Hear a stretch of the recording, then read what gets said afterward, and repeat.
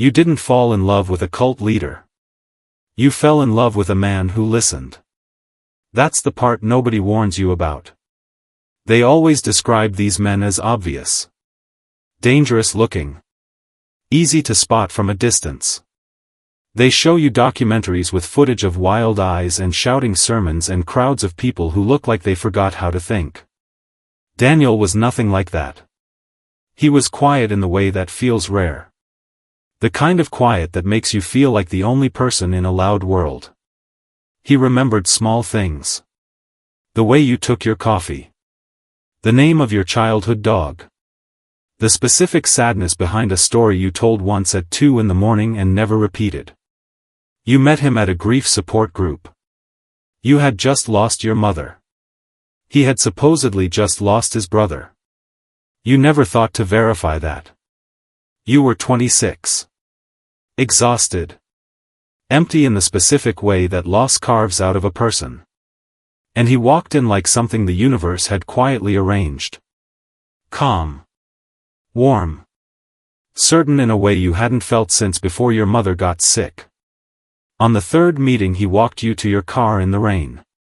He said he'd never met anyone who carried grief as gracefully as you did. You believed him. That was the first door.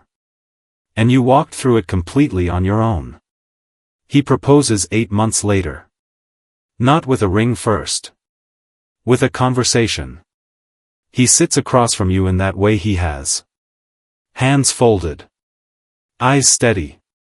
And he tells you he has never felt more certain about anything in his life than he feels about you.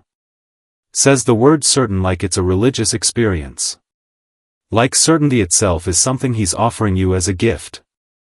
You say yes before he finishes the sentence. The ring comes 3 days later. Simple. Beautiful. Nothing excessive.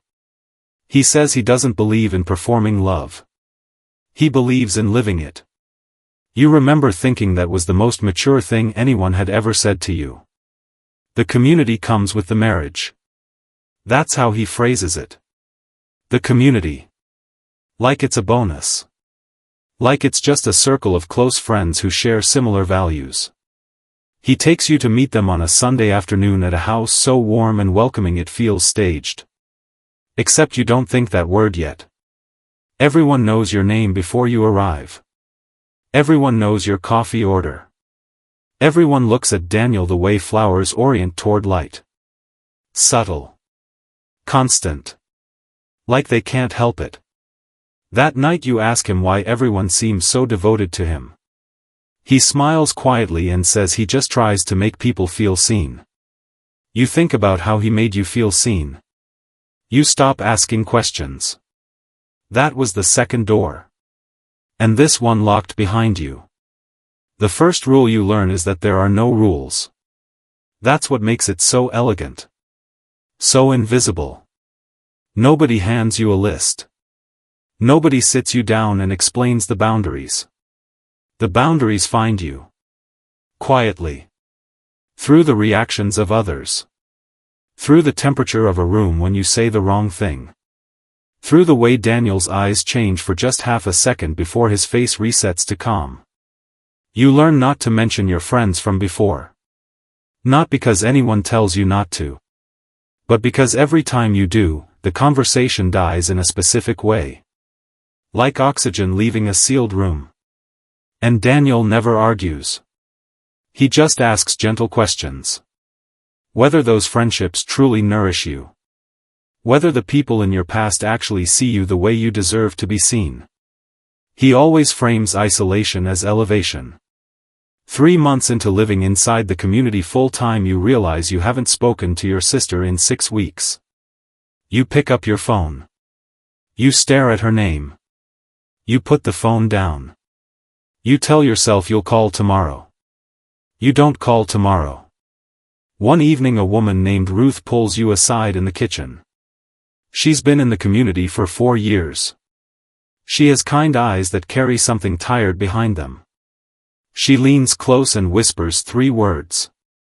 Document everything quietly. Before you can respond, Daniel appears in the doorway. Ruth steps back. Smiles normally. Picks up a dish towel. And the moment dissolves like it never happened. But your hands are shaking. And for the first time since the grief group, since the rain, since the ring, since the warmth of that first Sunday afternoon, you feel afraid. Ruth is gone by Friday. No announcement. No goodbye. No explanation offered to anyone. Her room cleared. Her seat filled. Her name spoken by nobody. You recognize the pattern. You think about Sarah. Except you've never met Sarah. That's someone else's story. This is yours. And in yours the disappeared woman whispered something real into your ear and vanished before you could hold on to it. You go to Daniel that night. Calm. Measured. You've learned his language by now. You don't accuse. You don't demand. You ask softly whether Ruth decided to move on. He looks at you for a long moment. Then he does something worse than lying. He tells you the truth. He says Ruth was creating division. Says she had been poisoning the community's peace for months. Says he protected you from knowing because he didn't want her darkness touching you. Says it with such genuine tenderness that your body doesn't know whether to believe him or run. He takes your face in his hands. He says you are the only person who has ever truly understood him. He says the community needs you. That you carry a light that holds everyone together. That without you something sacred would collapse.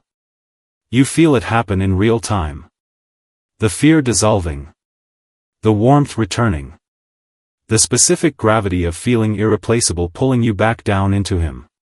You stop thinking about Ruth. You stop thinking about your sister.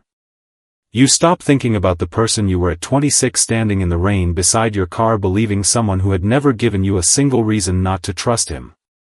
Except he had. You just loved him too completely to count them. Now it's 4 years later. You sit at the head of the communal table. Beside Daniel. Above everyone else. Untouchable. Powerful. Hollow in a way that has no name yet. And somewhere across the country your sister is still waiting for a call that stopped feeling possible so slowly you never noticed it stop. The woman who walked through that first door in a grief group looking for something to hold on to. She's gone now. You replaced her yourself. And the most haunting part. You can't remember exactly when.